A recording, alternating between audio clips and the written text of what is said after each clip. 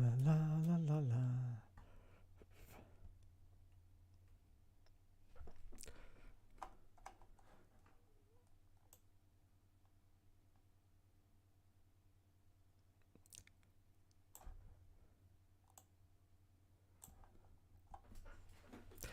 Hello everyone and welcome back to another Hookster Talks. I'm not quite in the correct frame here. Let me just see. Gotta make sure we center myself up. There we go. Hello everyone and welcome back to another Hookster Talks with me and Mr. TB the Bear. Everyone's favourite bear. Yes, he's still naked. Blame that Will F1, I would. Blame him, yes. He's still naked. And I still can't find his willy. No, I still can't find his willy. No, he says it's there, but I don't believe it. I don't believe it. Anyway, hello everyone, and welcome to the show. As Mr. Game Riot would know, is it? I can't remember. Anyway, let's go to the chat. Hello, Mr. Helio Trophy. Welcome to the show. He says, "Witness the shitness. One hope, one quest." Yes, that's me. Hello, Matthew D'Souza. He says, "Is it Monaco already?" Yes, Matt, it is Monaco. Hang on, I've just got to frame myself up a little bit better than that. We don't want to see the whole of the bald head, do we? No. That's better. "Is it Monaco already?" says Mr. Matthew D'Souza. Yeah, it is, kind of. It's only Thursday, but yes, this weekend it will be glorious Monaco, the jewel of the crown of Formula One. Well, it hasn't been that for about the past 10 years, really, to be honest, has it? It's a right pain in the arse, is Monaco. Right pain in the arse. Especially on the F1 games. I cannot stand it.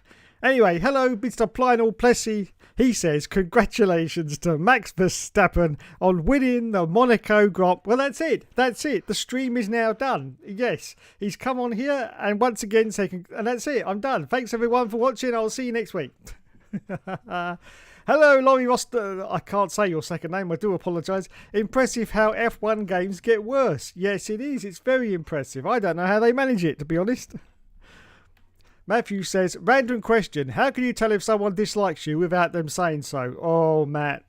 Now you're going down a rabbit hole now. A rabbit hole of whatnots. Let me look at that. How can you tell if someone dislikes you without them saying so? Well, that, Matt, is the eternal question that people have been asking, possibly since the caveman era. Yeah. And the answer is, you can't, really. You can't. No. You cannot tell if someone dislikes you unless they actually say so. Yes. It's unfortunate, but it is true. Oh, that's it. Mr. Will F1 Gaming's here as well. He says, "Good evening, Hookster." Well, good evening, sir. Welcome to the show. Now, we've got a packed show tonight. I'm going to be rabbiting on for possibly the next hour. Yes, because I've got a lot of things to talk about. The first thing is, unfortunately, I didn't manage to make a video on Monday concerning the race, which has gone on Sunday. So I'm going to do a quick synopsis over that. Just like to say congratulations to Lando Norris for almost catching up to the back of Max Verstappen. Everyone kept saying, "Oh, yeah, he's going to beat him." Catching is one thing. Passing is another. God bless you, Murray. God bless you indeed. And that is very, very true. He probably would have caught him if he had a couple of extra laps. But actually passing him would have been a different kettle of fish. But well done for turning a 2 out of 10 Grand Prix right up until that point into a 7 or 8 out of 10 Grand Prix for those last 5 laps. I found those last 5 laps very exciting indeed. The rest of the race, 2 out of 10. Absolute bore fest. Once again, just no one's passing each other. No one is passing each other. And it's just, I can't work it out. I really can't. But no one's passing. They just sit there single file. They're just a bunch of pussies. They really are. Just a bunch of pussies. If old Senna is up there now looking down at these current crop of Formula One drivers, he'd just be going, "Oh my God. Oh my God. Go for the gap. Go for the gap." Yes. Anyway, so yes. It was another Borefest Grand Prix, 2 out of 10, apart from the last 5 laps when it looked like Lando may have caught Maxi Boy Verstappen. Now, there's a lot of conjecture around everywhere that this could be the turning point in the championship in regarding to Max Verstappen. This is the second race in a row now where it's looked a little bit dodgy for Maxi Boy. Personally, I don't think that's the case. I think there's been a lot of instability at Red Bull these past few months, and it's probably affected certain aspects of the team, but I'm sure they'll get it back together again. I can see that Max will carry on winning for the rest of the season. I can't see any problem there, but it's great to see the other teams are catching up. Well, more importantly, McLaren at this point, and that those qualifying times were very, very close in the last race, and I was really happy to see how close they were. So yes, it could be a turning point, but I'm going to reserve judgment. Of course, Monaco, very, very difficult to tell what's happening at Monaco because of the nature of the circuit. So we're really not going to know whether McLaren are actually getting very, very close to Red Bull or not. So we'd have to wait until the race after Monaco to find out whether that's going to be the case. Because Monaco's, it's just a shit show, isn't it? Really, let's face it. You know, it's survival of whoever gets to the line without crashing into the wall. That's always going to be Monaco.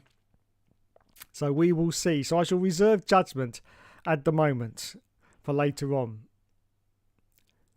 Yep, round 8 already, says Will F. Well, yes, it is. Round 8 already. It has gone rather fast, hasn't it? I must admit. Mind you, that's because they keep throwing so many Grand Prix at us. But yeah, it has gone rather quick. Hamilton won't finish this race, says Will F1. Oh, prediction there. Planet Blazer says the F1 24 handling is like F1 2009 on the Wii and the PSP. Oh my God. I hope not. I hope not. Long-term fans of the show will know that I did a career mode, an all seasons career mode, in fact, on F1 2009. It was the only time I did an emulation game because obviously I didn't have a PSP, so I had to run it through emulation. And apart from all the troubles I had just trying to get the thing to work on my PC, because my PC is pretty basic, the actual handling, I remember that on, oh my God, it was horrible. It was. I kind of wish I had F1 24 right now because I really want to just get out on the track and test his handling, because I don't think I've ever seen so much hate directed towards EA and Codemasters in an F1 game since possibly about F1 2015, I think. I mean, the thing is, though, F1 2015 sold very, very well, at least in the initial stages anyway, because everyone couldn't believe it was that bad. So they all went out and bought it, then discovered that it was that bad, and then, of course, returned the game. But, you know, for its first 2 weeks of release, it sold huge amount of copies, just purely on that basis. And I've got a funny feeling that F1 24 is going to be exactly the same, and it's going to sell huge just because people want to think, no, surely it can't be that bad. Surely it cannot be that bad. Monaco is going to be a snooze fest, says Matthew. Yes, it is. It has been the last few years. Even more, I think, due to the dominance of Red Bull at the moment, it's going to be even worse. So this will be the only one I watch, I guess, says Helium Trophy. I wanted to see Imola, but I fell asleep before the race. Well, it was good that you did fall asleep before the race, because not a lot happened at Imola, unfortunately. Some of the drivers have said that it's a great circuit, but it doesn't suit these modern Formula One cars, which I think is a load of old piffle, because I don't want drivers in the field right now, up-to-date drivers, turning around and saying that these classic circuits are no good, because that will just give the FIA an excuse to get rid of them. And that's not what we want at all. We do not want all these classic circuits replaced by Qatars or Las Vegases, do we? No, absolutely not. But of course, if they keep doing that, you know, they'll start to think, oh well, we'll just get rid of all the old classic Europe and European circuits then, and we'll just do all our tracks in the south, in the Far East. That's what they'll say, and that will be Formula One in the future. So no, I think it's a load of old piffle about the fact that the cars don't suit the circuit. The drivers don't suit the bloody circuit because they're a load of Nancy boys and they don't even know how to pass anymore. Anyway, I played F1 98 for the oh my goodness, Mr. Plessy. Oh my goodness, I'm very, very happy now. Very, very happy now. I played F1 98 for the first time this week, and the handling is rubbish. Yes, It is completely rubbish. Also, if you make a mistake, your car will spin out and it will take a ridiculous amount of time to get it out of the gravel. Yes, this is also true. Also true is the fact that it steers like you're going through porridge.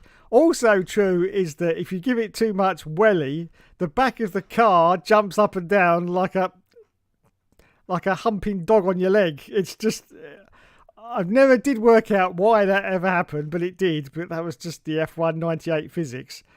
Yeah, if you managed to jump over a curb, it was literally sit there bouncing up and down and doing the doing the doing the doing. Oh, what a game! What a game! I have learned to love that game over the years, and I do love it now. Actually, I should do. I still keep playing enough stupid 100% races on it, but yeah, I do love it, even though it is total rubbish. I do love it. But there's a difference between that game and F1 24. Of course, that game, if anyone doesn't remember, was supposed to have been done by Reflections, who made the driver games. But they dropped out very late in the game because Bizarre Creations, who did the original F1 and F1 97, didn't want to, they didn't want to carry on. They foresaw a future, I think, where they'd probably end up making 7 or 8 Formula 1 games. And that isn't the future that they wanted to do. So they stopped making the F1 games. And actually, another sort of thing that got them to stop making F1 games is they went over to Xbox, of course, and did Project Gotham Racing. So that was another reason why they stopped doing the F1 games. I think that the Xbox money might have been a huge consideration there as well back then in the day. So it was supposed to go to Reflections, but they dropped out very, very late in the day. And the team that did F1 98 was a team of just 6 people, headed up by Russell Kay. Yes, Russell Kay. Look him up on Google because he's just brilliant. He really is. He assembled a team from scratch of six people to make F1 98. Yeah, 6 people. I expect one of those was the person who made the T as well. So there's only probably 5 of them. Yes. So there were 6 people making F1 98. And they had a development window of just 6 months. 6 months to make that game. Now, what you got to remember is they made that game from scratch. They could use none of the assets that Bizarre Creations had with the original F1 or F1 97. They couldn't use any of those assets because, due to copyright, none of those assets belonged to them. So they had to build the game from the ground up. And that is an enormous task. It really is. I can't state enough how difficult it is to build something from scratch and how easy it is just to develop something that's already been built. That's very... F1 games in particular. It's very, very easy just to continue to develop a game you've already made. But to make it from scratch is very, very difficult. Very, very difficult. So they actually made that game in 6 months with a team of 6 people. Now, I understand Codemasters have about, 1,000 people in their employment right now because they've got Project Car staff there now. They've got their own staff. They've got some Evolution Studios staff as well. There's a lot of... And they've got 2 studios, don't forget, as well. So there's a lot of people, probably about 1,000. And they produce a game every year like F1 24. That's 1,000 people. And you rewind the clock back to 1998 and we're talking 6 people making an F1 game from scratch in that amount of time. Now obviously, of course, back in those days, Formula 1 games were made out of twigs and bits of string and sticky tape because it was the PS1 era. So the technicalities involved wasn't really as bad as something like F1 24, which is a very technical game, in 4K and all that malarkey. So, it wouldn't have been that technical. But still, to make a game from scratch in just a 6-month window, because it had to come out, I think it came out just before the end of the season, but they certainly didn't want it to come out after the season had finished, otherwise interest in the game would have been gone. So it came out just as the season was, I think in Japan it came out just in time for. So there was a little bit of hype for a couple of weeks there. So that was an enormously short window to make that game, and yet the result was, yes, a disaster. But just think, you know, in 6 months they managed. It could have been worse. It could have been a lot worse than what it is. I mean, it's a playable game. It's a rubbish, totally rubbish game, but it is still playable. You know, it could have reached a point where they couldn't have even got it finished in 6 months, and then it would have been a complete disaster. So it is a playable game, but yeah, oh my God. But I have to give them props. 6 people in 6 months is a very short time to build something from the ground up. So well done for producing something like that, honestly. And Monaco with damage on is near impossible to drive. Yes, it is. Yes, it is. But, you know, if you actually take the front and the rear wing off by crashing, the car actually feels a lot better. Yes. Matthew says there will be like 10 American circuits soon. There is bound to be, because it's Liberty Media. And I kept hearing Murray go, "There's the green flag being waved. There must be a crash ahead. The drivers must slow down." Do you like that? Yeah, I've got that permanently stuck in my head now. Bizarre made Metropolis Street Racer on the Dreamcast. That was before Project Gotham Racing. Oh, right, okay. It was a bit groundbreaking because it had fictional radio stations in the game. The soundtrack was quite good. Nice. No, I never got to play that. Well, I never had a Dreamcast, so I wouldn't. Hello, Mr. Champ 92. Welcome to the stream. He says, "Keep racing for life, dear chat." And hello, Dave. Hello, sir. Welcome to the stream. 6 months, and they rushed the game so they could release it in time for the last race of the 1998 season. Yeah, that's basically what it was. Yeah, because they knew that interest in the game would just evaporate if they didn't get it out while it was still running. And did you know that was actually the best-selling game in the UK for 2 weeks upon release? It's so hard to imagine, but that is true. Yes, for 2 weeks that was the best-selling game. I think it was only in the UK, not the whole of Europe, but in the UK it was back in the days we used to have Chart Track, which was how they charted game releases, and it was the #1 on Chart Track for 2 weeks in 1998 after release. It's hard to quantify now, isn't it? But yes, F1 98 best-selling game for 2 weeks, and then it just, I don't know what happened to it. Somebody probably set fire to all the copies and threw them in the bin. But yeah, it was just brilliant.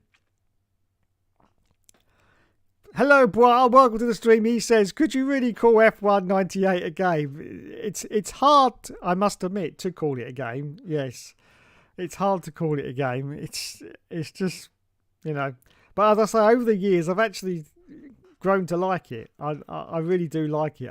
I'm very affectionate towards it now, I have to admit. But of course, it's not going to ever improve. It is rubbish and will always be rubbish. But I say I do applaud the fact that, you know, they did that in 6 months from scratch. And I understand that the programmers and what have you really had no knowledge of Formula One either, so that was another sort of disadvantage. They weren't really fans of Formula One. They were just like 6 people that had been assembled together to, you know, work on a computer and work on a computer game, but they really weren't, so what I understand, really big fans of the sport either. So that really doesn't help when you're making a sort of F1 game. Yeah, EA got a full year for F1 2001. Look how that went. Yes, look how that went. F1 98 is also the most returned game of 1998. Yeah, as I say, yeah. 2 weeks it was in the best-selling charts, and then everyone just set fire to all the copies. I feel sorry for the people who got F1 98 for Christmas, only to realise how bad it was. Well, I was one of those persons who got F1 98.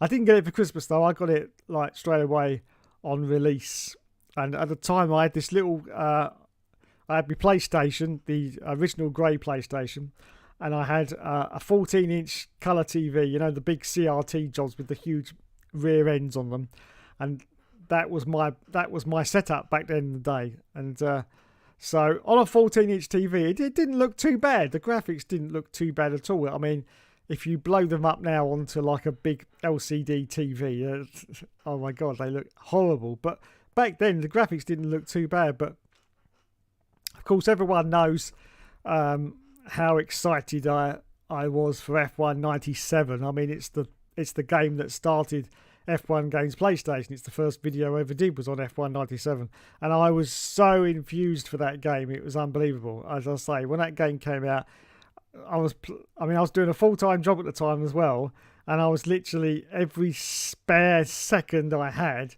I was playing F1 97, and at the weekends I was playing it 12 hours every weekend. 12 hours. It was just ridiculous. I think I did the long version, which is the 20 laps, I think, and I was doing about 4, 5 or 6 Grand Prix every week. So I was doing basically half a season every weekend of Grand Prix because, oh my God, I just absolutely loved that game. So when F1 98 came out, I thought, yes, this is just going to be an evolution of this game. I'd already heard that it wasn't made by Bizarre Creations, but don't forget, of course, they also went on to help with Newman Huss Racing, which was fairly decent. It wasn't too bad, it had a few quirks on it, like the camera would suddenly zoom out if you got too close or smash into the car in front, which is a little bit of a distraction, but it wasn't too bad. And it was co-produced by Bizarre Creations and Studio 33, who actually went on to make the rest of the PS1 series F1 games after 98. They did 99, 2000 and 2001. So they had a little bit of assistance there from Bizarre Creations. Basically, it was the old Formula 1 engine that they just adapted for IndyCar. And it wasn't too bad. So I had,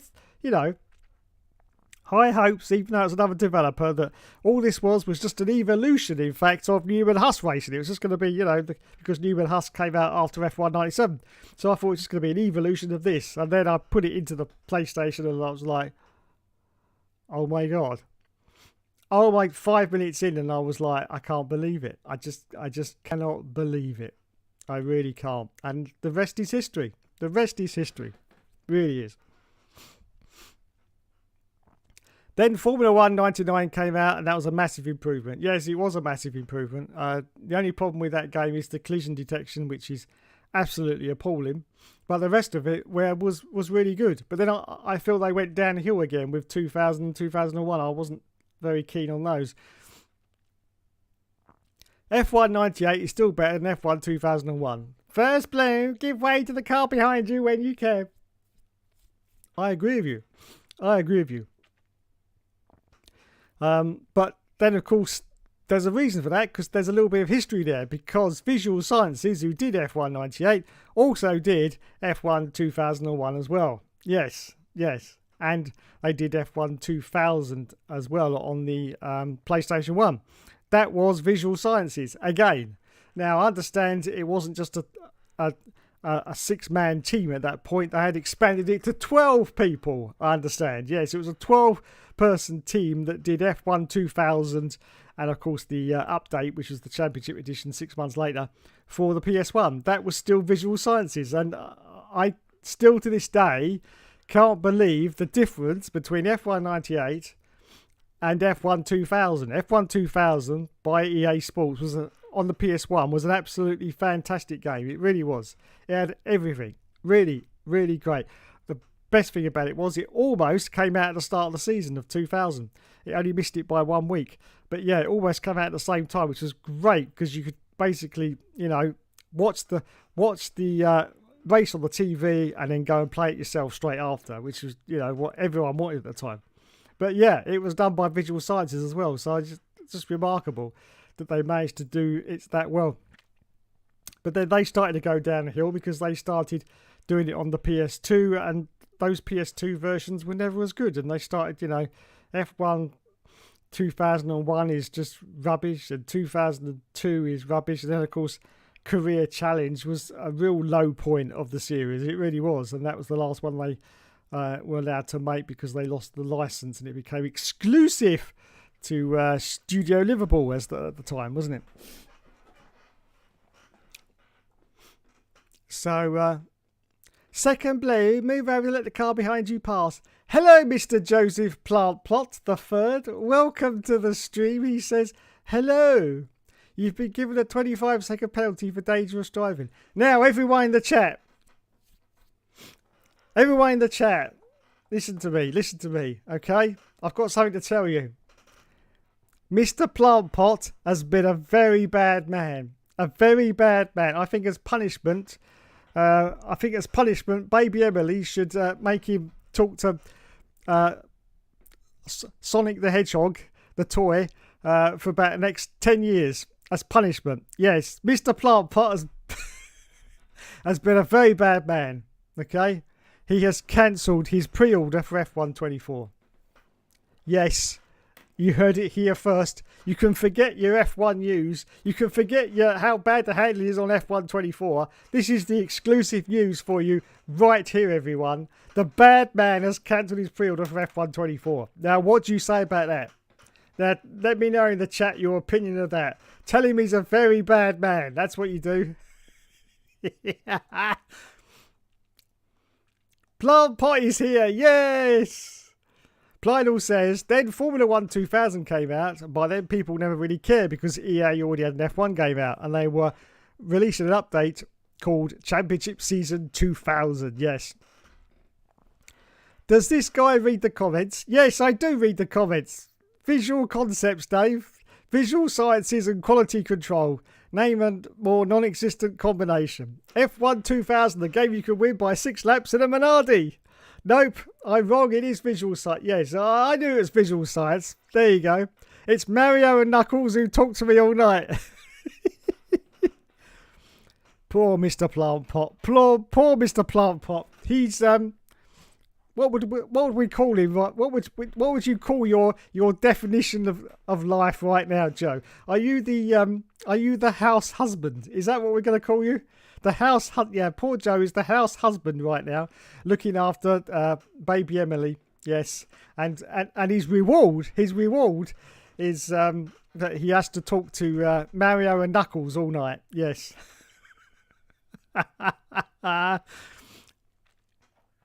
Well, instead of paying $75, I'll wait to see if it's cool and I'll get it for 40. Yes. I did mention you say to check the replies on EA's F1 page. I can't find a positive comment. Yes, neither can I. F1 2001 and F1 2002 are beyond rubbish. They're undoubtedly the worst F1 games ever made. Man, I just saw some F1 24 gameplay. Yes. Joseph Plant says I'm a useless person. I think everyone in the chat would agree with you there, Joseph. I think just get back to talking to Mario and Knuckles. That's it. Holy crap, no. Can I say the same for F1 2005 for the difficulty? You could win a championship with even wind the wheels off. Yes, 2005 was a great disappointment for me because I loved that game. But it was just so bloody easy. As you say, you could win in a Minardi. You just start in a Minardi, you just start in the back of the grid. There's no point in qualifying because you just win every race. Such a disappointment. I was so glad when they rebalanced that for F106. I think F106 of the PlayStation 2 era was the best F1 game they actually came out with because they managed to balance out the difficulty level and it was just a great game. It really was. Until, of course, the PlayStation 3 era and we had the almighty F1 Championship Edition, which was just perfect. Just damn near perfect. Oh my lord, says Champ92. 2024. Bad. I knew it. Bad. I'm going to say it. I'm going to say it with TB. Let's get Mr. TB. Here we go. Bad Plant Pot. Bad boy. Tell him, TB. Tell him. He's such a bad boy, isn't he? Yes. There's Mr. TB. Look. Angry TB. Happy TB. Angry TB. Happy to. Oh dear. Bad Plant Pot. Yes, I love it. Love it. Send me more of those in the chat. Bad Plant Pot. The handling there and what are those graphics? I'm in shock, guys, says Champ92. Imagine if F1 2010, if Studio Liverpool still had the license. Yeah, it would have been great. But 2010 was still a great game anyway. I have a lot of affection for 2010. It was pretty damn near perfect. In my opinion anyway. You know, some people look back at it now and think, wasn't very good. But I think it was damn near the perfect F1 game. The perfect balance between handling and drivability and everything else, and it had that magic factor of you were always on the edge of control. You could always feel that at any moment you could lose it, but when it started to go, you could catch it, and that to me is a great F1 game. I like those games. This is why I have so many problems with the modern games. Having to turn the traction control on to full. It's just like a scalextric set going round. It's just ridiculous. I hate that. I really do. I fall asleep half the time for the races because I'm just sitting there. I like that edge of control, that feeling that it's going to go, and you can't match that feeling of F1 2010. So there you go. Joseph says, Matt, please come back to racing with us. He'll be back. Don't worry. He'll be back. Angry TB. Happy TB. Naughty Plant Pot. Yeah, that's it. 2010 was a lot like Joseph David Plant. 2025 may be back, Joe. Hope you are doing well, says Matthew D'Souza. So there you go. So, as Mr. Plynal Plessy said there's been a lot of comments about F1 24. He did link me, and thanks for that, linking me to the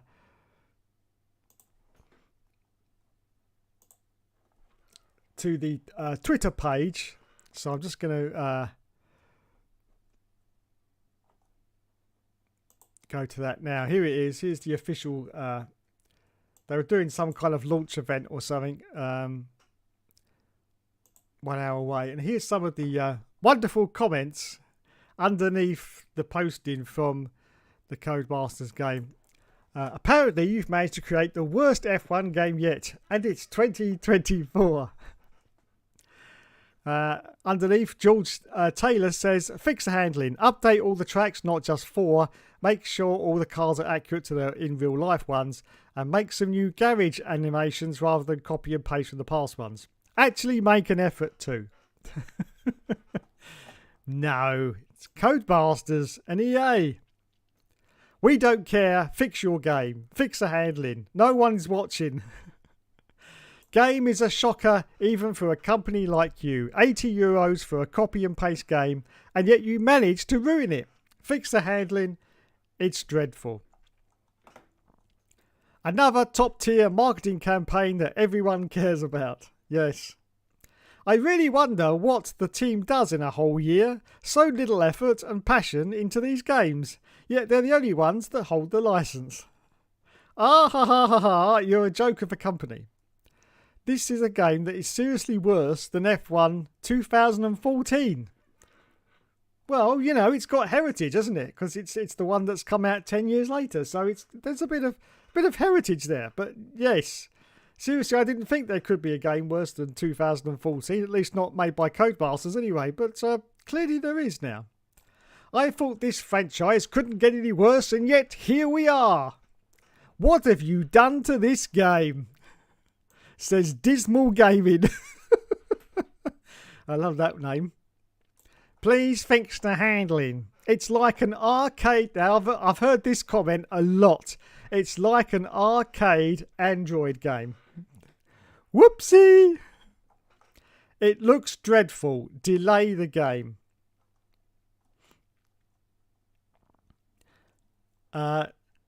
Dangil says, what the fuck? Revert the dynamic handling. This is what a lot of people are saying, that the dynamic handling needs to go in the bin and just basically go back to what it... But unfortunately, if they built that from the ground up, that is not going to be possible because they couldn't do it on F1 22.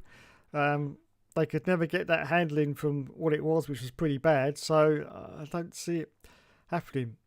Instead of doing stuff like this, make the game good. Don't care. Make a good game. No thanks, F1 Manager is the best F1 game to play this year. Don't make another game.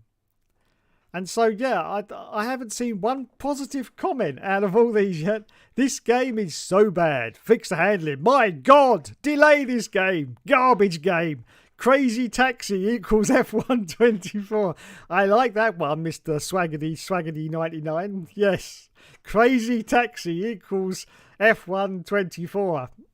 Oh my god. Now, Crazy Taxi was a great game. Great game. Absolutely perfect. I didn't actually have a Dreamcast at the time, and I didn't actually get it on PlayStation when it was ported over, but I've had a little fiddle on it a few times, and I loved it. Absolutely loved it. So yeah, that was a great game. But to compare Crazy Taxi to F124 has got to be the ultimate insult. It really has. No one cares. Fix the handling. That's all everyone's saying. Fix the handling. Now here's something that a lot of people are getting upset about as well, because Charles Leclerc, mon Dieu, says in this little piece here. Do you think about the game? Do you think you'll be able to keep how great the handling is? Now I wonder how much Codemasters paid him to say this. Let me see if I can get some volume into this clip and see if I can play it for you. So here's 17 oh god, it's Naomi Schiff as well. 17 seconds of Charles Leclerc saying how great the F124 game is. Keep the car on track? Do you think you'll make any mistakes? How is it feeling out there? I mean, the game is unbelievable. They managed to do another step forward in terms of realism and yeah, just the feeling of everything with the pedals, the steering wheel feels amazing. What do you think about the game? Do you think you'll be able to... So there you go. There's a quote from Charles Leclerc. He says how great the game is. How great the game is. Thank you. Now give me my 60 quid, you bastards.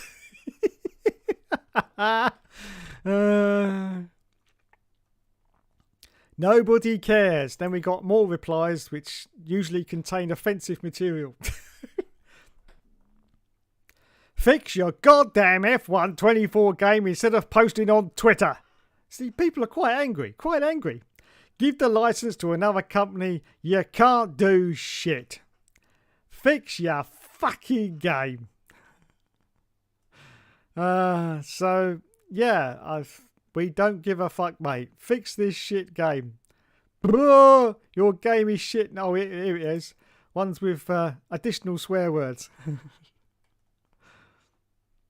Fix your game and bring back classic cars and tracks, you lazy idiota.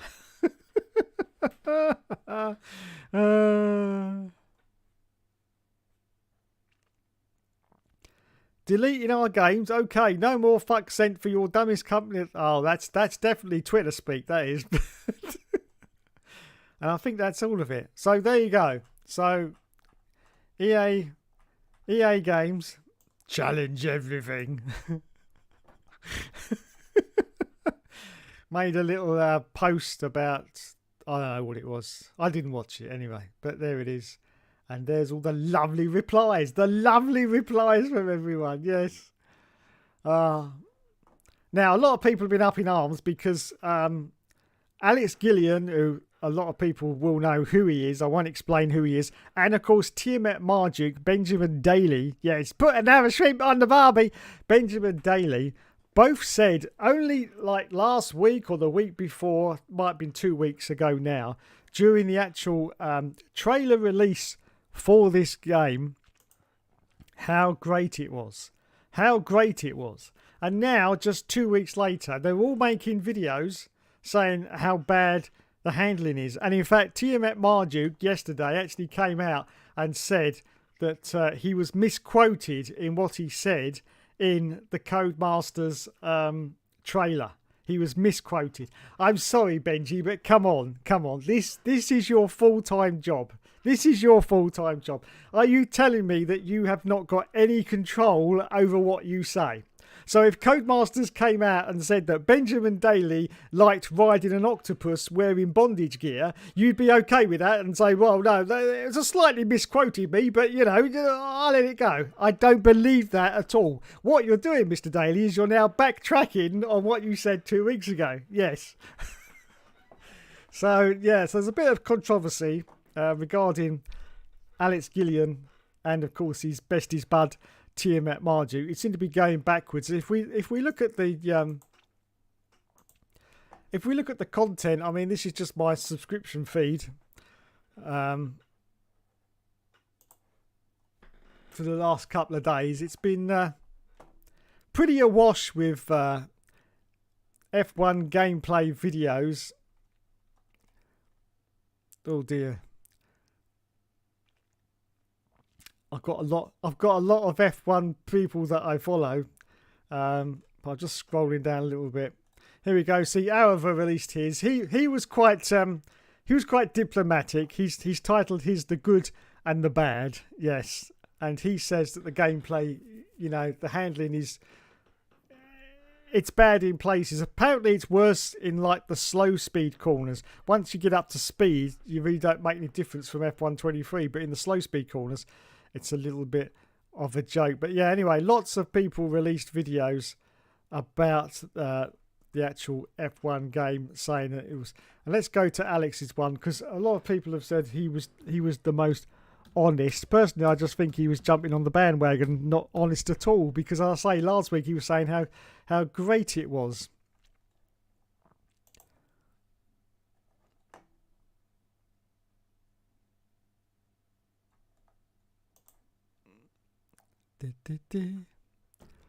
Right, where's his actual video? Hang on a minute. He hasn't changed the thumbnail, has he? Oh no, hang on a minute. That's Alex Gillian gameplay. Where's his? That's not his actual channel. That's his secondary channel. F1 has launched a brand new official car.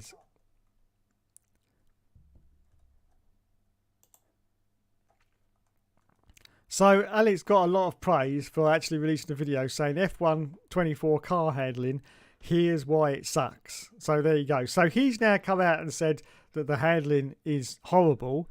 And yet, as I say, 2 weeks ago on the official Codemasters release trailer, he was saying how good the handling was, which just goes to show you, yes, that obviously Alex Gillian, TM1, they are paid by Codemasters. Now, of course, he's come out and everyone said, well, why is he now saying it sucks then if he's paid by Codemasters? Well, if you think about it, I've actually mentioned this in a post where I said there's no actual USP for this year's game, no unique selling point, there's no breaking point for this year, so it's pretty much a Formula 1 game, and that's it. You haven't got anything else special. So they had to come up with something that would get everybody talking. And of course, that something has been the handling. Everyone is talking about the handling now.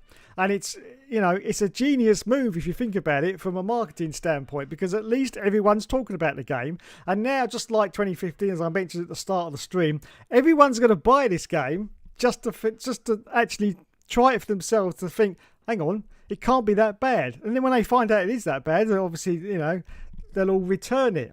Unfortunately, it's very difficult to do that with a digital game, but with a disc game, you can just return it if you don't like it. But yeah, so everyone's going to buy it and then return it. So there's going to be lots of initial sales for Codemasters of this game. It's going to be huge in sale. It'll probably get to, I don't know, number 5 in the sales chart for a couple of weeks once it's released at the end of this month. Then, of course, there'll be huge returns. But as I've said in the post, by the time the actual sales figures come out for this game, it'll be 6 months down the line, and Codemasters will be busy working on the next F1 game. So, when EA turn around and say, well, this didn't sell very well, we'll say, oh, it's all right. We've changed all the handling again for 2020. It's going to be brilliant. And we've got Breaking Point back as well. And the EA bosses will say, oh, all right, then carry on, lads. No problem at all. See, so it's genius. It's a genius move. They knew they had nothing really to sell.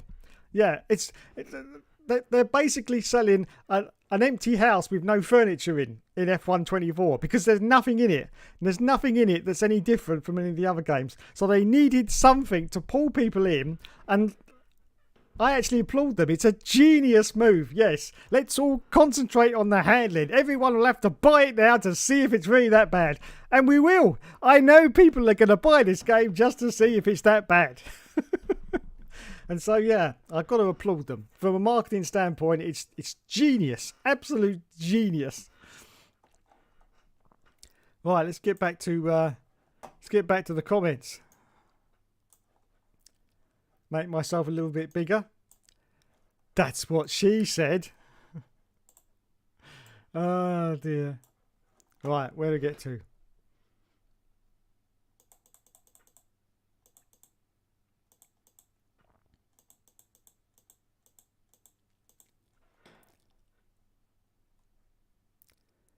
come on, how bad is F124? Well, we will find out.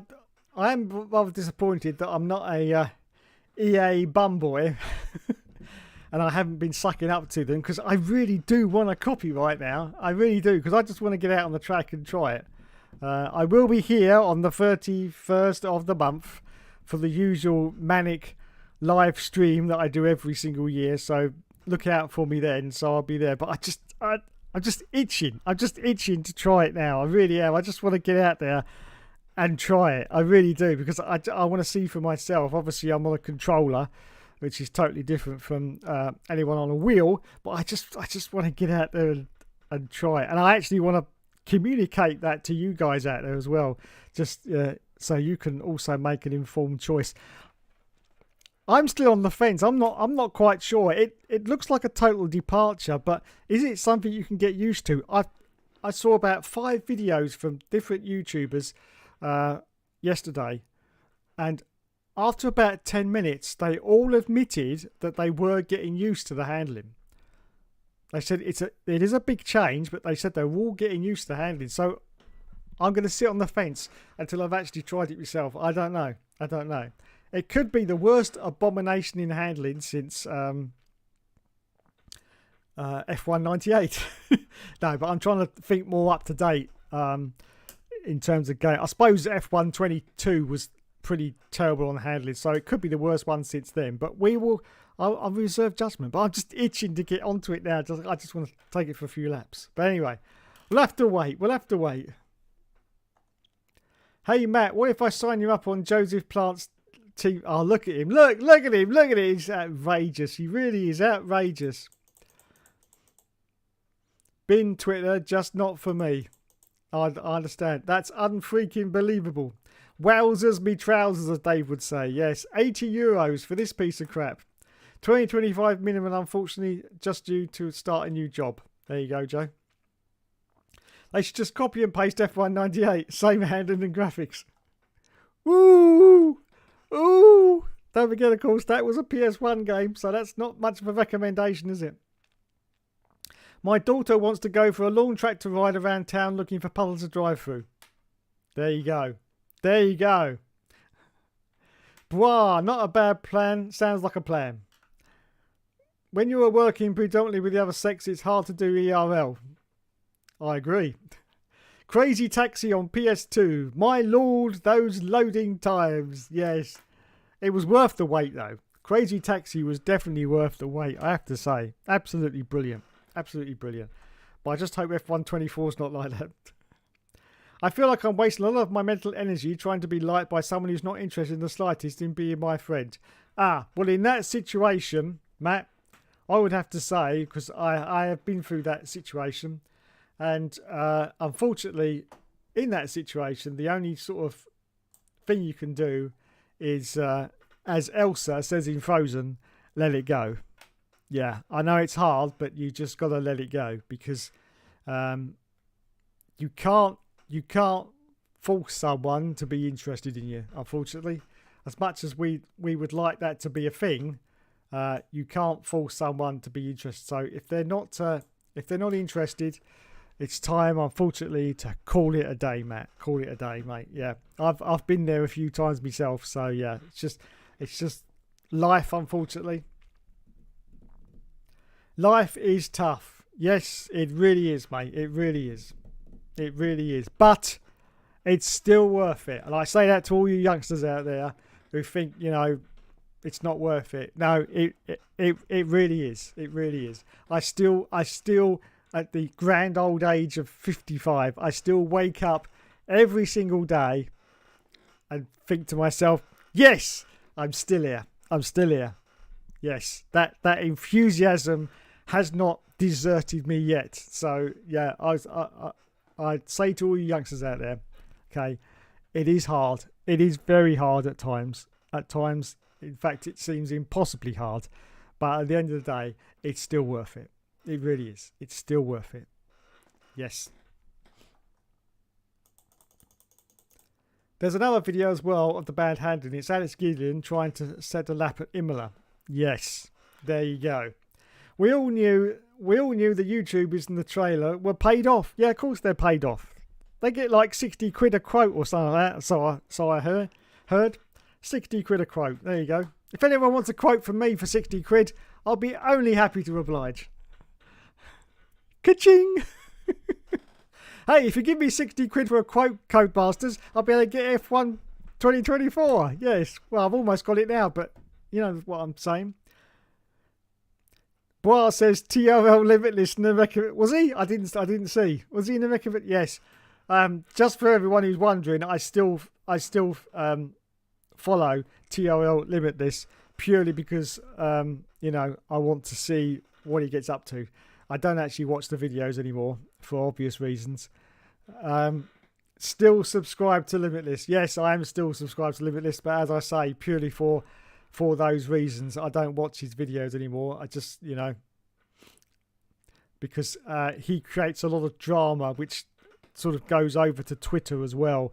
And he's had a few videos deleted at times. So I just like to keep an eye and see what he's up to. But as I say, I haven't watched any of his videos since the incident that occurred. But I just like to keep an eye and see what's going on with him. I still honestly can't believe he's still got a platform. It's beyond logical to me, but there you go. He's got 240k subscribers as well. I just find that mind-boggling, absolutely mind-boggling. But there you go. So yeah, there's my reason. I just keep a weathered eye on what he's up to, because as I say, there's a slight bit of controversy that he sometimes does on Twitter, and obviously if I'm not subscribed to him, I can't see what context that is to what people are saying about him on Twitter. So that's why I just, as I say, keep an eye on him. But I haven't seen, as I say, I don't watch his videos anymore. There's nothing he does that's of any interest. So there you go. Even worse, Joss's channel is still there. I know. Even worse, Joss's channel is still. I've been trying to get rid of it, but you know, I just get this feeling that, you know, a message might get back to him that I've unsubscribed, and I just can't deal with the crying. I just can't deal with the crying from a bloke from Yorkshire. I just can't. You know what he's like. Oh my God. He'll probably make 57 videos about it as well. You know, oh, Dave left me. I just can't. So I've just left him alone.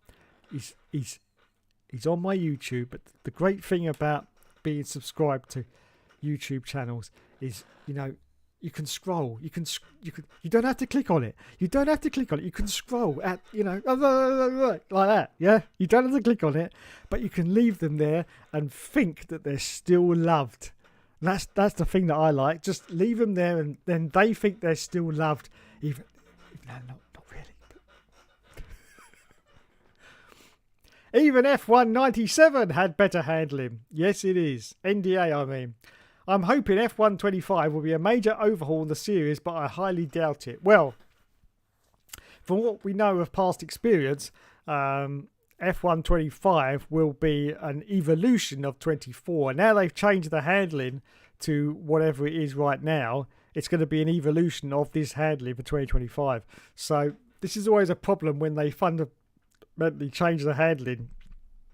You've always got to think of the next game and the next game after that, because they're going to base that handling off that year's game, of the previous year's game. So it could be a problem. That's why I think with all the backlash that Codemasters have had, they're going to change that handling very, very quickly indeed. I'm pretty sure as soon as the game's released, there'll be a handling patch. Pretty much either a day one patch, or within the first week of the game getting released, there's going to be a patch for the handling. I'm absolutely sure. Absolutely sure. Yep, but James Charles has still got a platform and he even attended the Miami Grand Prix. Yep, I know. It's absolutely crazy. Absolutely crazy. How is Limitless still going? Disgraceful. Should be in stocks with the blade ready.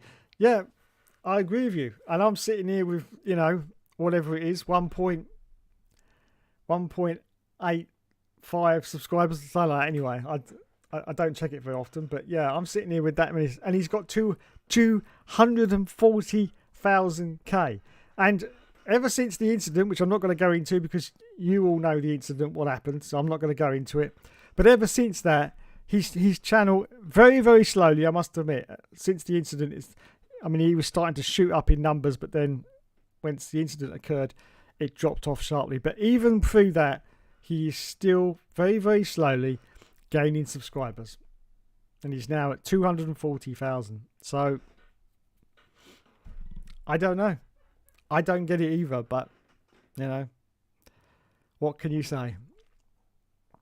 I saw someone say that they're now seeing the effects of EA owning Codemasters, but let us not forget that Codemasters made some rubbish F1 games before EA bought them. This is very true. Let's go back to the past. Now, we can't blame F1 2009 because that wasn't done by Codemasters. It was made by Sumo Digital, which was a company that made lots of PSP ports and mobile games. So, you can't really blame them for that. That wasn't theirs. 2010 came out, absolutely brilliant. Everyone knows about that. I'm not going to go into that again. And then 2011, that was a total disaster. And as you say, that was made by Codemasters and nothing to do with EA whatsoever. 2011 was a disaster, steered like a boat. The only game at the time which had reversed physics, whereas the higher the wings, the faster you actually went. That makes no logical sense. I'm not an aerodynamicist, but I know that does not compute. No. Having higher wings does not make you go faster. No. So yeah, it steered like a boat. For people on controllers, it was just game over. Because on a wheel you could be like 2 seconds a lap faster. So it's just crazy, absolutely crazy, that game, and I just hated it. Unfortunately, that was my first F1 game on the PS3. And so, of course, I thought, oh, this is brilliant. This is a great game. This is absolutely brilliant. Yeah, F1 2011 got me the best game ever. Little did I know. And, of course, a few months after getting that game, F1 2010 was still around and it was very, very cheap. So I got that as well. And, oh, my God, it was just unbelievable, the difference. But then, of course, 2012 came out. That was in most people's opinions, a really great F1 game. 2012 was great. The handling was, spot on. They really, brought it in. There's so many features they put into that game as well. Like the challenges and stuff like that, and the driver academy stuff where you had to start as a young driver before you even got into F1.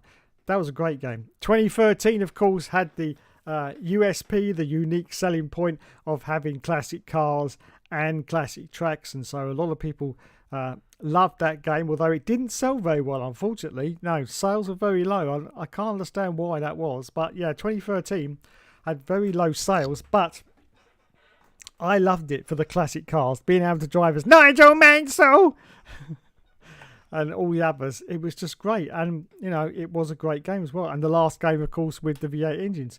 So yeah, that was also made before EA took over. And then, of course, we had F1 2014, which was an absolute Mario Kart disaster. Yes. Literally, I was going around the circuit looking for blue shells because I thought I was playing the wrong game. Yes. You could literally just Mario Kart it around the corners. It just slid everywhere. The sound was absolutely appalling. Where the hell they managed to get the sound for the engines from, I don't know. But it certainly wasn't for the back of an F1 car. No. Horrible, horrible noise. That, once again, wasn't made by or in cooperation with EA. Now, EA, they just own Codemasters. Codemasters are still making these games. EA are just the paymasters. They oversee it. And EA do a lot of the motion capture work for like the Breaking Point. That's the whole point of EA being there. Actually making the games, I think they just still leave Codemasters alone. Don't forget, I say they've got 2 studios. They've got members of the Evolution Studios, which is now defunct. They've also got members of the Project Cars team in there as well. And I understand from what I've been seeing around the internet that the people who designed the handling for F1 24 was the same people who did the handling for Project Cars. Yes. Now, if anyone knows, Project Cars was very, very temperamental. The first one, absolutely brilliant game. Second one, not so good. Third one was just an arcade racer, basically. But yeah, I hear that was the team after David Greco, as I've said in the previous streams, David Greco was the chief handling designer on the F1 games. He left last year, just before they started making this game. So he's not around anymore. But I mean, it's not just one person. There's a whole team doing this handling. There's one in charge, but he's in charge of several members. There's no way there's one person making the handling in this F1. It's not possible. So there's several people there doing it. But as I say, if the handling is that bad, then it just shows basically how much of a genius David Greco was, because he really did manage to nail the handling, especially on 23. It made a little bit of a mistake on 22, but it does happen in F1 games. F1 2018 was a little bit of a backward step in terms of handling, but I loved the handling on 2018 because once again it was very on the edge of control, which is what I love. I don't like sitting there in a Sky Electrics and having I like being pushed at every corner.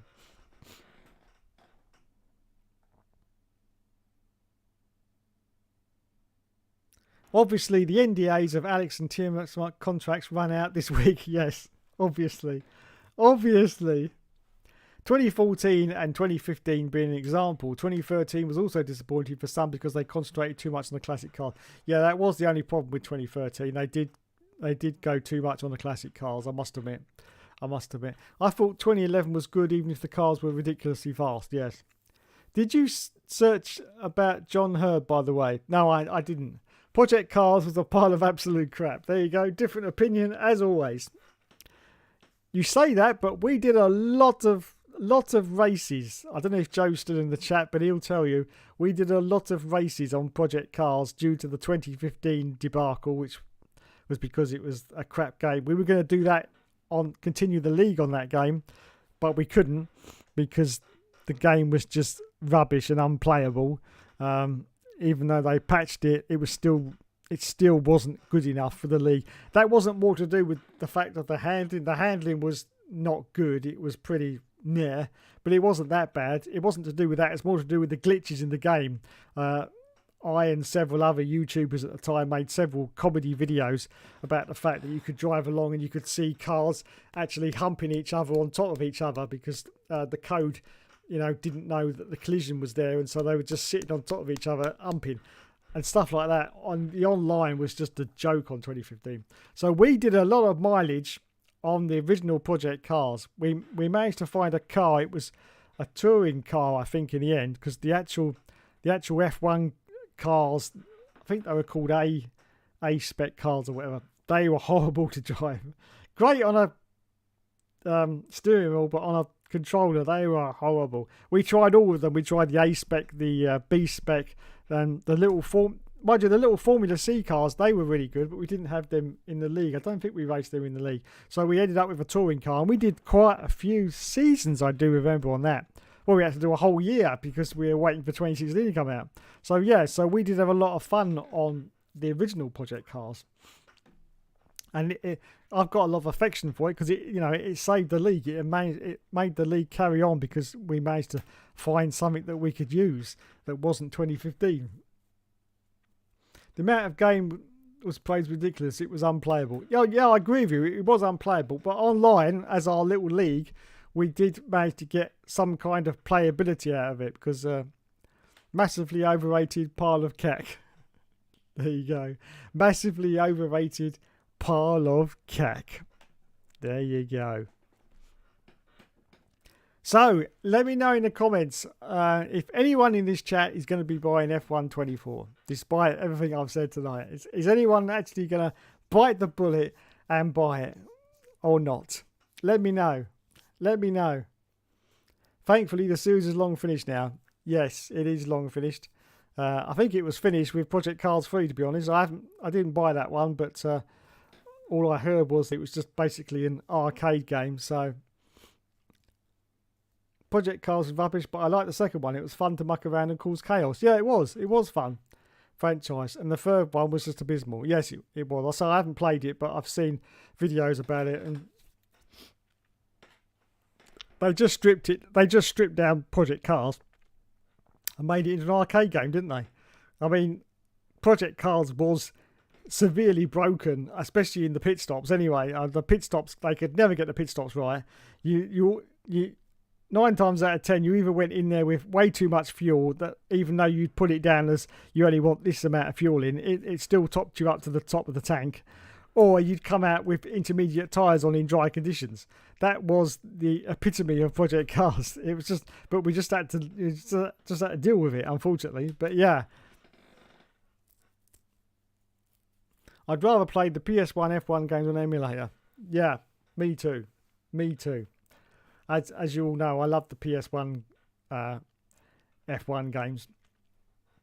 All of them were well, most of them were great. F1 and F1 97, 98, 99 was an improvement, 2000, 2001. And then, of course, you had all the hangers on because there was a lot of people who managed to get the license from the FIA to make their own F1 games. And there was lots, well, you've seen them all on the channel, so I'm not going to go into them now. But yeah, quite a few companies that sort of really didn't make F1 games started making F1 games for the PS1. It was very, very weird. Very, very weird indeed.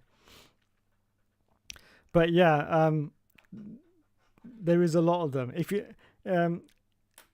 you go to my 100% race series, Mr. Plionel Plessy, you will see, I'm just trying to give you ideas for your emulator, you will see all the F1 games for the PlayStation 1 are on my 100% race series. So if you look at the playlist there, in case you want to get some more for your emulator, or maybe you've got them all, I don't know, but in case you want to get some more, have a look on my list and you will see all the PS1 games on there.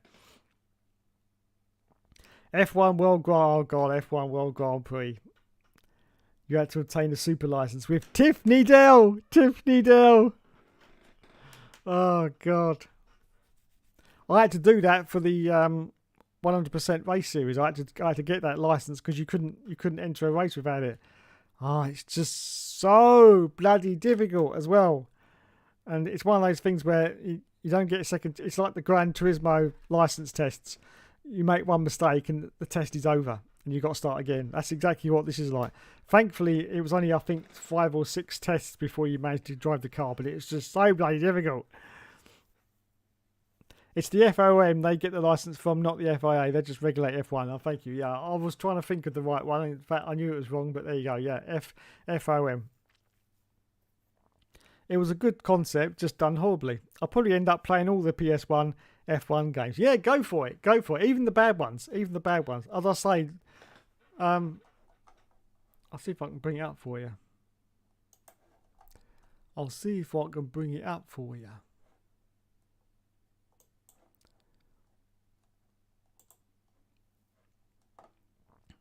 Playlists.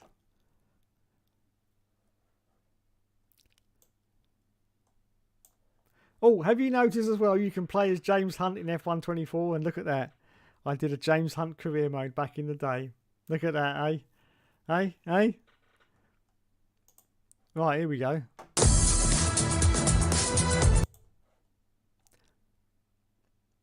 So there on the right hand side is all the PS1 Formula 1 games. Formula 1, 97, 98.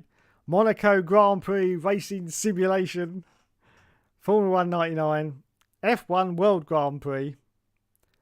That's the 99 version because I did another one. F1 2000, F1 Racing Championship.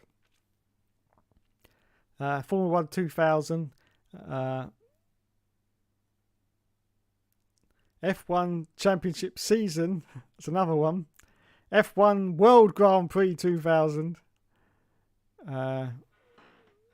I think that was the last one. I think there's 11 on the old PlayStation, or was it? No, it's more than that. No, yeah, 2001 Championship Season. That's it. So there's 13 PS1 games. There you go. 13 F1 PS1 games because that's the first one on the PS2, which is F1 Racing Championship. There you go. I'm sure that is PS1, isn't it? Let's just check that. Oh, it's an advert. Hello, blah blah blah blah blah blah blah blah blah blah blah blah blah blah blah blah blah blah blah. EA Sports. So I'm not allowed to show adverts. Is this PS1 or is it PS2? Oh, wait a minute. In No, this it's- game. Oh, it's But there's one PS2. thing you have to remember This is- about this game, and that is that it was a pre-Christmas release rush job. Yes, There you go. That's pre-Christmas PS2. release rush job. This game was apparently released. So there must be 12 games on the PS1 then. Yeah, I just said I've reached It's the just end. how you'd expect There it. it is. And That's the yeah, I last have to one, say I'm F1 pretty impressed. Pretty 2001 impressed. We're trying to go on the now PS1. to So there's get 12 past F1 both games of on the these PS1. Jaguar cars. Trying to dive And down that the is inside. Look, they've F1 got the 2000, HSBC F1 World symbol Grand Prix on the side 2000, of the F1 car, Championship which was one of season, the Formula 1 hallmarks of 2000, the Jaguar livery F1 for Racing 2001. And oh my goodness, the Jaguar's gone off. He's hit the wall. Yellow flag. F1 World Grand Prix 99, Monaco 98, 97, and Formula 1. There you go. 12 games, Mr. Blindel Plessy, if you want them for your PS1 emulator. I expect they will play very, very nicely on an emulator because they are only PS1 games. So you shouldn't have any problems because there are problems with, 99, 2000 and 2001. You can't actually play them on a PlayStation 3. No, they won't work whatsoever. The cars just sit there on the grid and they don't move. And then the lights go green, the cars are just sitting there. And that's on 99, 2000 and 2001. So you can't play them. You can only play them on a PS1 console or a PS2 console. But even on a PS2 console, F1 2000, you get halfway through the season and the memory card save corrupts and you can't continue anymore. So that's the problem with F1 2000. So really, the only way you can play them properly without interruptions is either on an original PlayStation 1 or through emulation. That's the only two ways at the moment that you can play those three games. They were the three Studio 33 games, of course, that came out on the PlayStation 1. So there you go. Let's move myself back over here.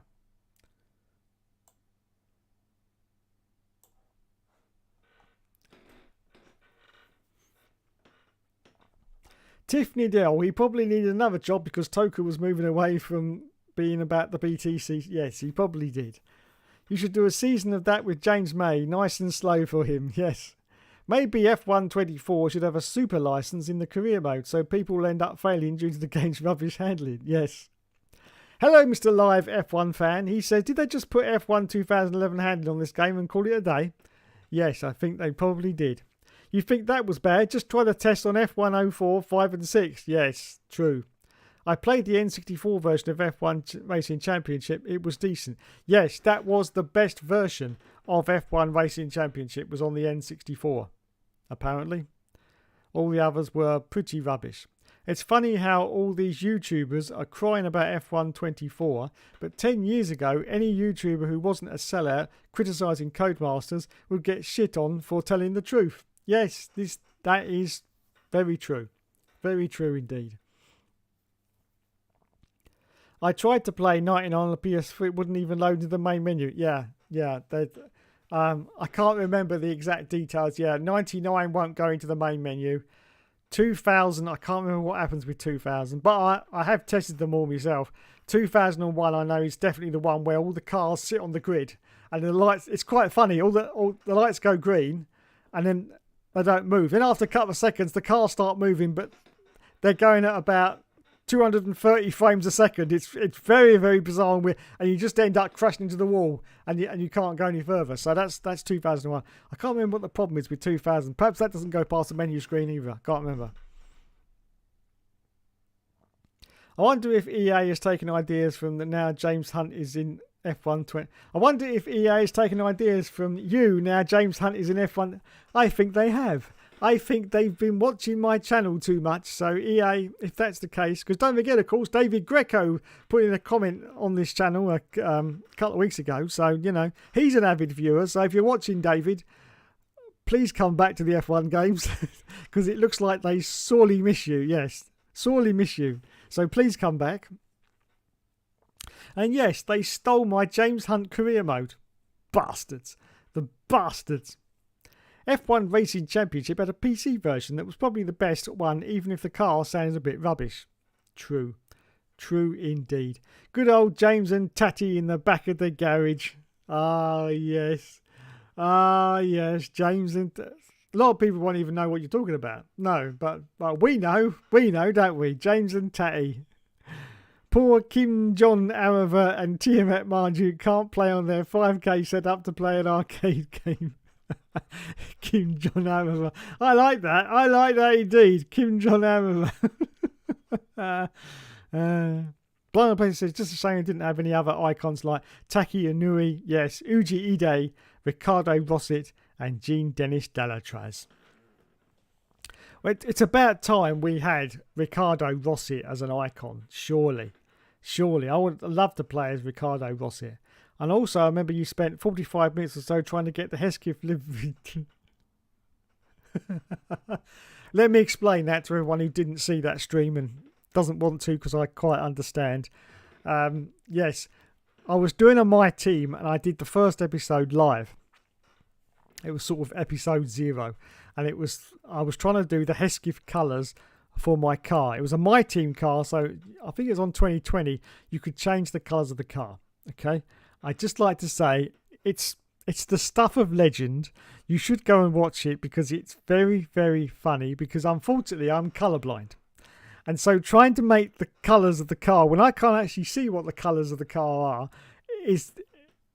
I think Josh, the Moan Yorkshireman, said at the time, it was like a rabbit caught in the headlights. You wanted to look away, but you just couldn't, watching this old man trying desperately to put a colour on the car that he couldn't even see in real life.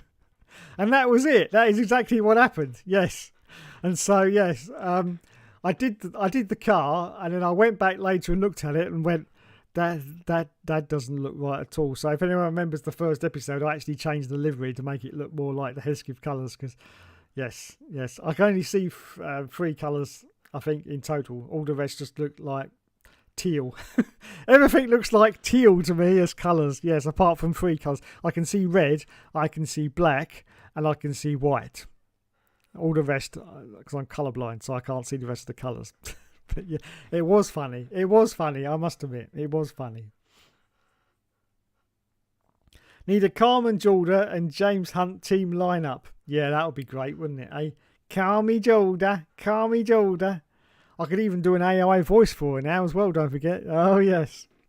When YouTubers and esport drivers cry about a game, maybe it might not be that bad after all. Yeah, well, I've always said, I mean, you know, they can't drive properly anyway, can they? Let's face it. I'm not saying about esport drivers because I know they put a lot of grind in, so I'm not going to start taking the piss out of esport drivers. They put a lot of work into what they do. But F1 YouTubers, come on. They're just sitting there at a desk with a bloody steering wheel in their hands, aren't they? They can't drive for shit, basically, can they? Let's face it. They can't drive for shit. They pretend they can, but they can't. They can't. Question. How many F1 YouTubers do you see in esports? Bloody none. Why do you think that is? Because in real life they can't drive for shit. And of course, you know, they've got the classic of being an F1 YouTuber of making a video, and then of course if they make a mistake they can just flashback, which you can't do in real life, especially in esports, because you can't flashback a live thing, can you? But they can, and they can make themselves look awesome, can't they? Because, you know, flashback. I use flashback. I admit it. I use flashback most of the time because I record my videos very late at night, and I can't tell you how many times I'm driving along and I fall asleep, and the next minute I wake up 5 minutes later and the car's smacked into the wall, and I'm like, what the fuck just happened? So that's my reason for using flashback. Yeah, it's a sleep aid.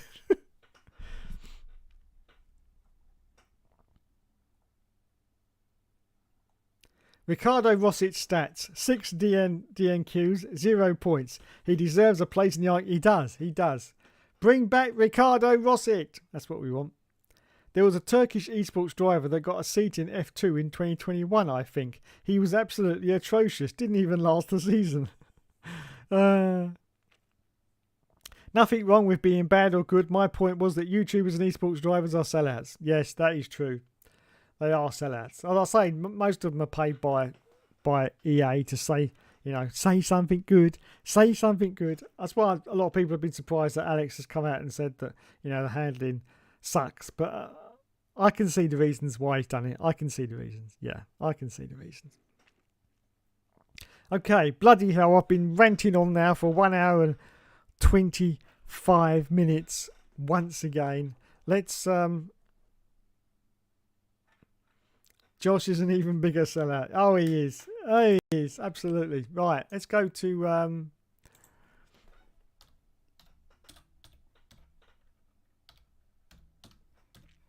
to the Jewel of the Crown. Yes. It's the Monaco Grand Prix. Let me make myself smaller. There we go. Monaco Grand Prix this weekend. We've got no sprint racing. Well, thank God. So it's race, qualifying, 3 practice sessions. Yes. And there's not a lot you can say about Monaco, really, is there? Not a lot. Let's go to the F1 driver points. Not much change from last week.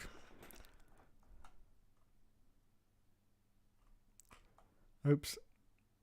I should have put F1 24 driver points there, shouldn't I?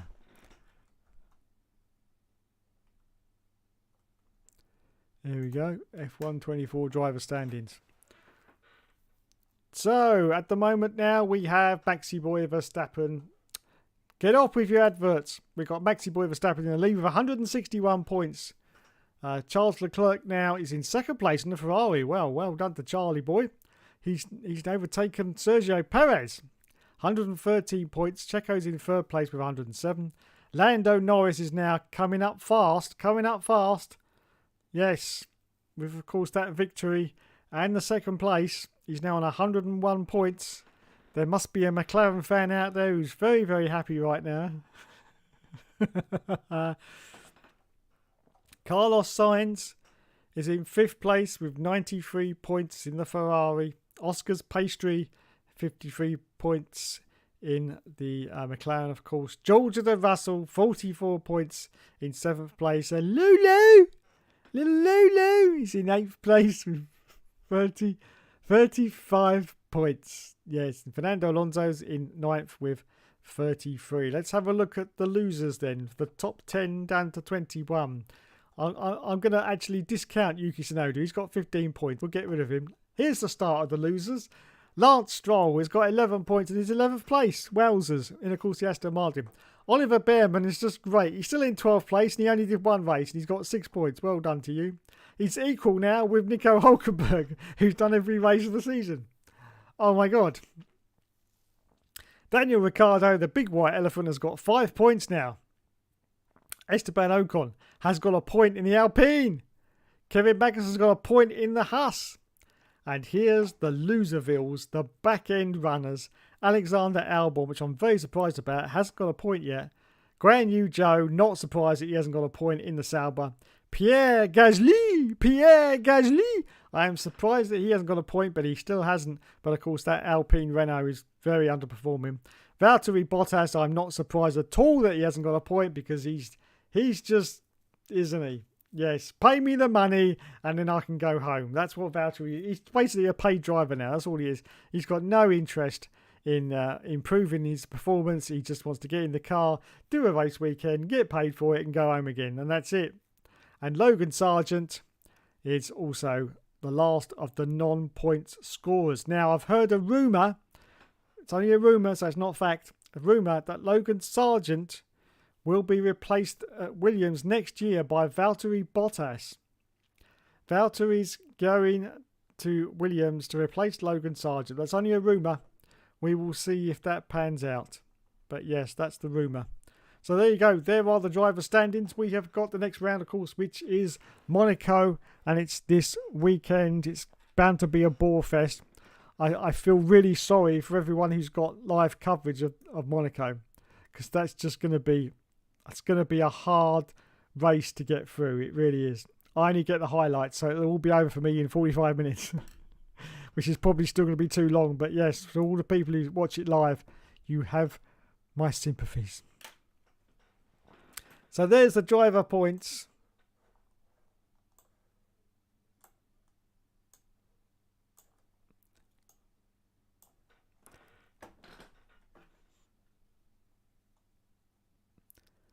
Alex says the handling sucks is because he wants more money to keep quiet. Yes. Yeah, I believe it. I believe it. More money to keep quiet. The hush money they offered wasn't good enough. Why do you think Max Verstappen and other drivers said it's a good game? They obviously got paid well. Yes, they obviously got paid well. Very well indeed. Yes. Max won't play it anyway. Too busy on his sim. Yeah, that just goes to show you, doesn't it? He turns around and says it's a very good game, but he doesn't play the game. He plays iRacing, doesn't he? He was doing iRacing while he was racing in real life, wasn't he, last weekend? So he doesn't play the F1 game. You know why? Because he thinks the F1 game is shit. He thinks it's a child's game. Yes. That's why he won't play it. He only plays iRacing. Forget F1. The Indy 500 is on this week. Yes, it is. The Indy 500 is on this week. And a lot of my American friends are actually going to that. In fact, pretty much half the people in the ERL, not just current members but ex-members, used to be in the ERL as well, because you never actually leave the ERL. It's for life, not just for Christmas. And so yeah, pretty much half of the ERL in whatever capacity are going to that Indy race, so that should be great. I'd like to see if I can get to talk to someone live. That would be great, wouldn't it? Albon has thrown his career in the bin this season, shoved any chance of a top team in the bin. Monaco was one of the better races last year, believe it or not. Yeah, it was actually. That was a surprise. That was a surprise. Right, here we go then. It's time for the favourite part of the show. Yes, it's quiz time. Yes, it is. Let's make myself bigger. This is Will F1's favourite part of the show. But unfortunately, I haven't heard a peep from Will, so perhaps he's watching Star Trek Discovery right now because it's the last episode.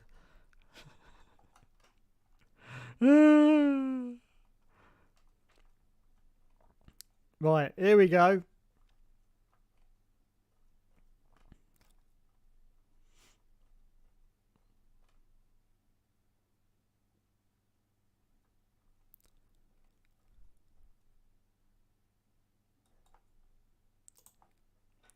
Here we go.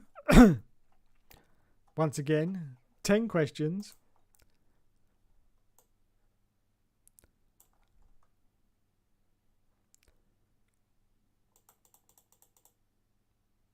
Go away, Will. Don't you turn up. Well, we will see. Anyway, once again, it's a quiz to end the show. Don't forget, as I say every single week, please feel free to use Google because I can't police it anyway. So unless I'm standing over you, I don't know if you're using Google. Of course, if you know the answer to this without using Google, you've got a huge advantage due to the fact that you can just type it in straight away, whereas other people have got to look it up. So yes, please feel free to use Google. We've got 10 questions. I need 10 answers. I'm going to put Bra down.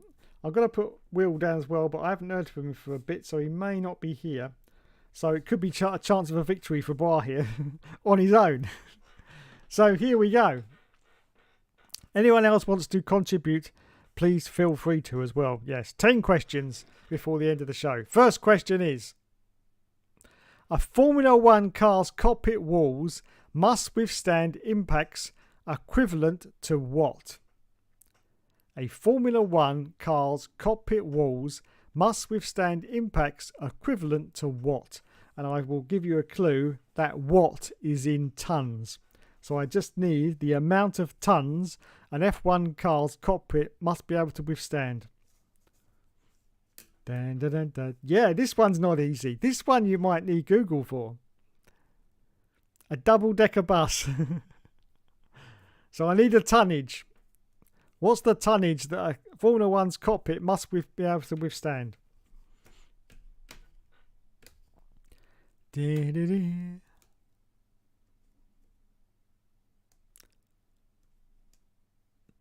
1,600. Not correct. I'll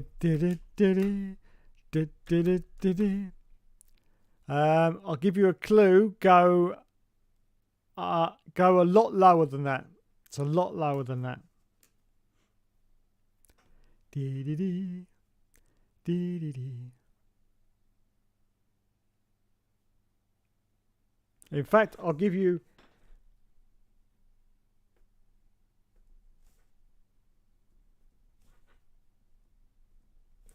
three clues, okay? Because it is quite a tough one, because it might be tough to look at actually. Right, here's your three clues. It's either... Oh, wait, Planet Place's got him. 50 tons, I don't know, I'm guessing. That's good, but it's not the correct answer. But here we go then. Fastest finger to get in here first. It's either 750 tons, 500 tons, or 250 tons. Put your answer in the chat.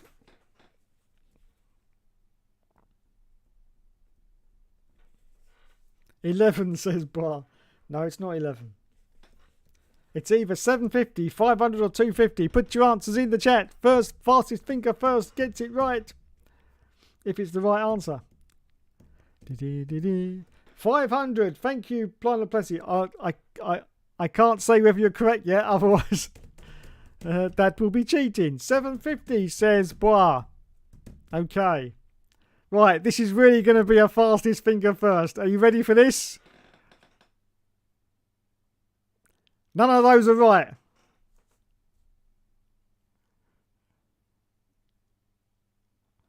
A lot.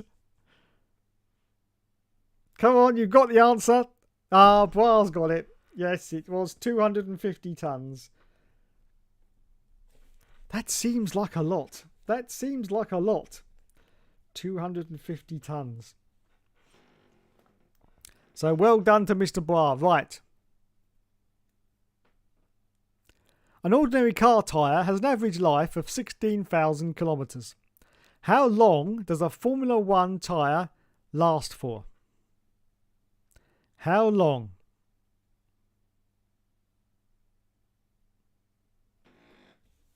Once again, these answers are quite difficult. So once again, I'm going to give you a free answer clue, okay? So listen out for the clue. They either last 200 kilometres, 400 kilometres, or 800 kilometres. One of those is correct.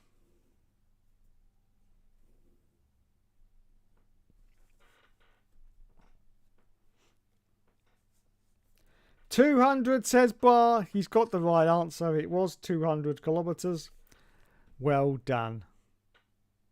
800 says Bar. 100 says Planet Plastic. Oh, almost in there. But Bois has got it with 200. He's the first one. Yeah, he's the first one. 200. Well done. 2 points at the moment to Bois. Question number 3.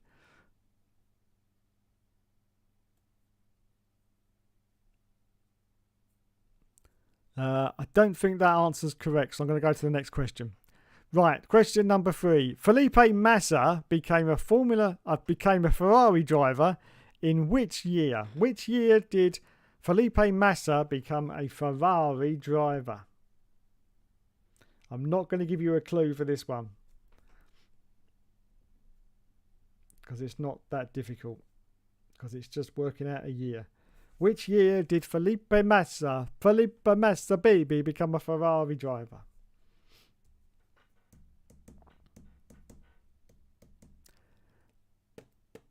Bois says 2006, but that is not the correct answer. That gives Planet Plessy a chance to steal. Come on, Planet, you can get in there. You can steal it. It was not 2006. Come on, Planet. He says I'm behind. I know he's got a little bit of lag delay, unfortunately, but he could... Yes, it is, says Bois. I'm sorry, sir, that's not the answer that's in front of me. Replaced Barrichello. Well, hang on. We've got to get the right answer before I can check this.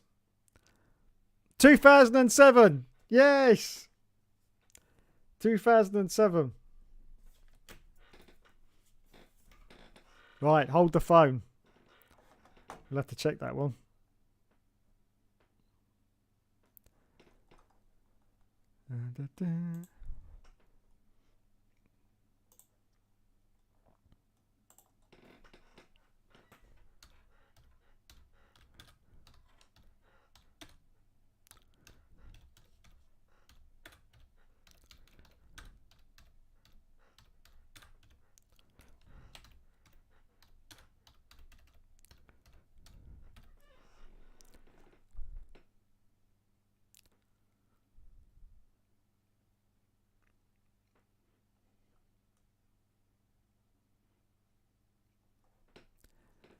Okay.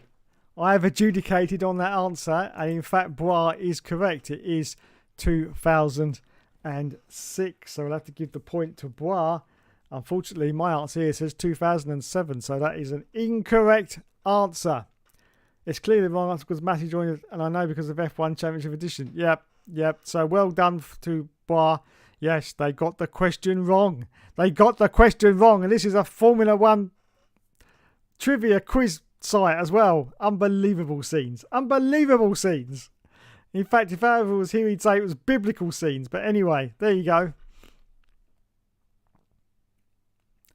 Right, question number 4. For which team was Michael Schumacher driving at the 2004 Australian Grand Prix?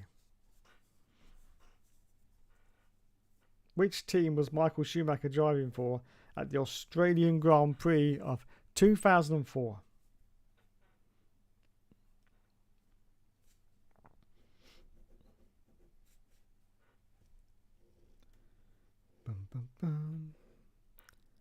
Ferrari. Yes, you got it right. Polish Eddie. Hello, Polish Eddie. Oh, look at this. You all got in there almost together there. That was very quick indeed. And I know some of you got lag as well. So there you go. So as Bois is ahead on 4 points, I'm going to give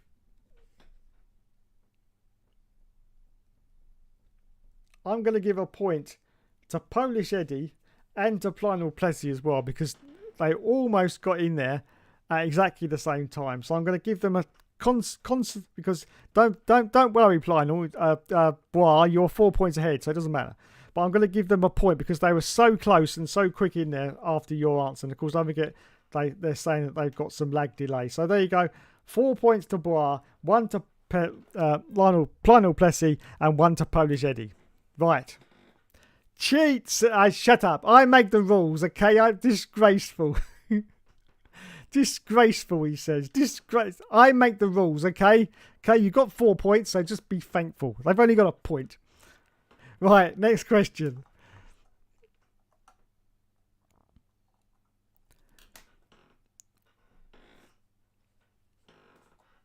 Four, 5. This is question 6. You've been paid off. Yes, I have. Codemasters paid me. Right. Who was suspended for dangerous driving in the Italian Grand Prix in 1995? Who was suspended for dangerous driving in the Italian Grand Prix 1995? I actually didn't know this. I didn't know this answer. Who was suspended? Hakkinen says Bar. That's good, but that's not the correct answer. Who was suspended for dangerous driving in the Italian Grand Prix in 1995? Schumacher. No, not the correct answer. I was very surprised at this answer, actually. Lionel Plessy says Damon Hill. Yes! Yes! He's got it. Polish Eddie says no clue. Damon Hill, you are correct, sir. Oh my goodness. Look at that. So it's 4 to Bois, 2 to Lionel Plessy, and 1 to Polish Eddie. Question 7. I can't do that question because it's asking about restrictions on the RPM of the Formula 1 engines, which is probably out of date by now. Right, question number 7. Formula 1 racing is regulated by which agreement? It's called the something agreement.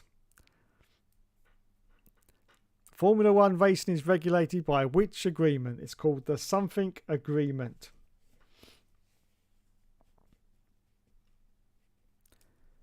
Concord! Yes, Bois got it. The Concord agreement. Well done. Concord says Polish Eddie. Well done, Polish Eddie. Oh,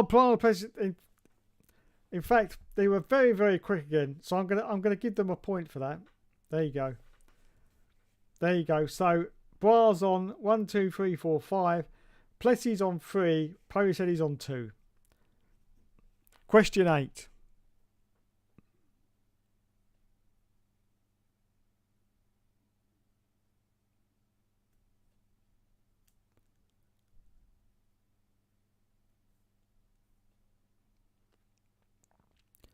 I can't use any of those because they're out of date questions, unfortunately.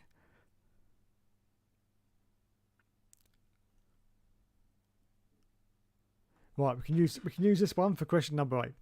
In which year was starting lights first used in Formula One? Which year did they first bring out the starting lights? Wow. Which year were starting lights first used in Formula One?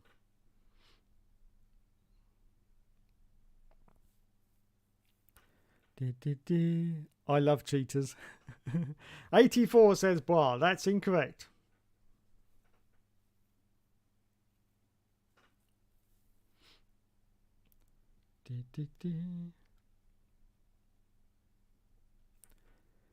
Oh, 80. I've got the answer for a minute. 80. That's a no for Polish Eddie. That's a no for Lionel Plessy. Polish Eddie, no for 73. Bar says no idea. Plumber says no for 76. No for 74. No for 75. But you're all getting very, very close indeed. No for 79. Keep going. Keep going. No. Go back to the 70s. Go back to the 70s answers. Yeah, 70s. Go back to the 70s answers. Come on, you've got a 1 in 10 chance of getting it right, and you've done quite a few of them. Let's try the 70s. 70s. 78. No, it's no. Polish Eddie's got it. Yes. 1977 was the first time they introduced the starting lights. So 1, 2, 3, 4, 5 for Bar, 3 for Plessy, and 3 for Polish Eddie. Question number 9.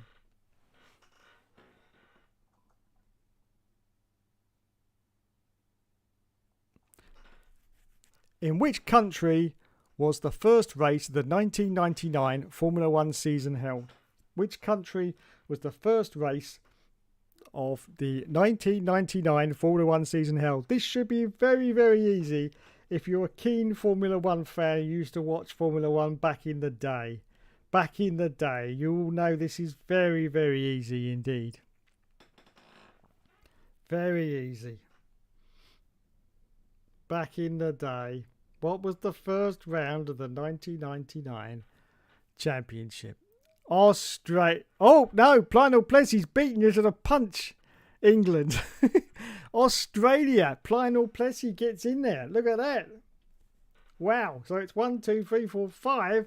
Playing 4 for Lionel Plessy, 3 for Polish Eddie. As we go, delay says... Now we go into the final question of the evening, everyone. I thought you meant which cut. Oh, sorry. The race where BAR made an ambition to get pole and win their first ever. Oh, yes, remember that. With Craig Pillock. Craig Pillock. Love that guy. Right, final question. Final question of the night. If Bar doesn't get this and Lionel Plessy does, we could have a tie break. And you'll both be level on points, and that'll be it.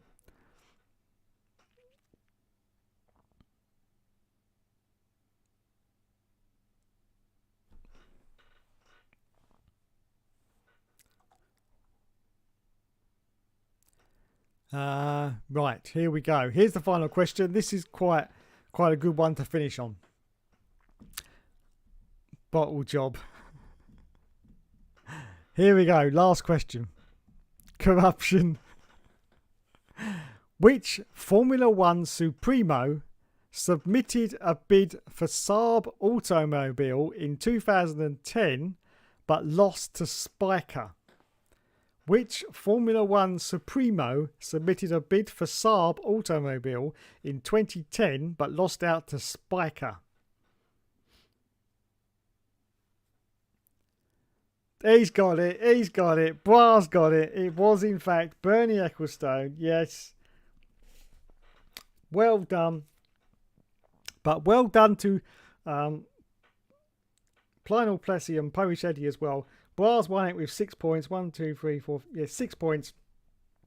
Lionel got 4 points and Polish Eddie got 3 points as well. So well done to everyone on the stream and on the quiz tonight. You are awesome as always, VJ. Okay, thanks so much for watching, everyone. You have been awesome as always. Thanks to Polish Eddie, to Planal Plessy, to Bois.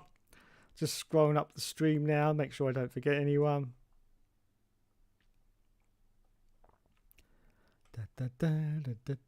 Live F1 fan was in there as well.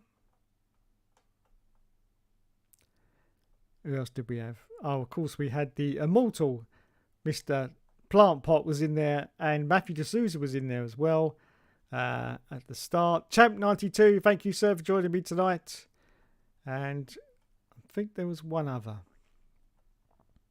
Helium Trophy. Who can forget the Helium Trophy? He was in there right at the start of the stream as well. So thank you very much for joining me tonight for another Hookster Torch. Left a like. Oh, thank you, Eddie. Thank you, mate. Thank you very much indeed. Everyone else, yeah, leave me a like. YouTube are letting me monetize these videos now for some very strange reason. So yeah, give it a like. It puts it a little bit further up the algorithm feed and what have you, and makes me a few pennies so I can go out and get F124, which I'm so excited about. So excited about. Bois says going to leave a dislike for the corruption. Ah, shut up. That was an awful performance. Anyway, there you go. Thanks everyone for watching me tonight. From me and Mr. TB Bear. I don't know what happened to Will tonight. I think he fell asleep. Happens a lot on my live streams, yes. But anyway, for me and Mr. TB, thanks everyone for watching tonight. And of course, enjoy the Grand Prix from Monaco this weekend. Hopefully it will be semi-exciting. I don't think it will be though. And of course, anyone who's pre-ordered F124, that's probably not anyone who's in this chat. You, of course, next week will get the excitement of being able to play it 3 days before anyone else. Fantastic. Anyway, thanks everyone. And I'll catch you later. I eliminated him. Yes, you did. Thanks. You've been awesome as always. And I'll catch you in the next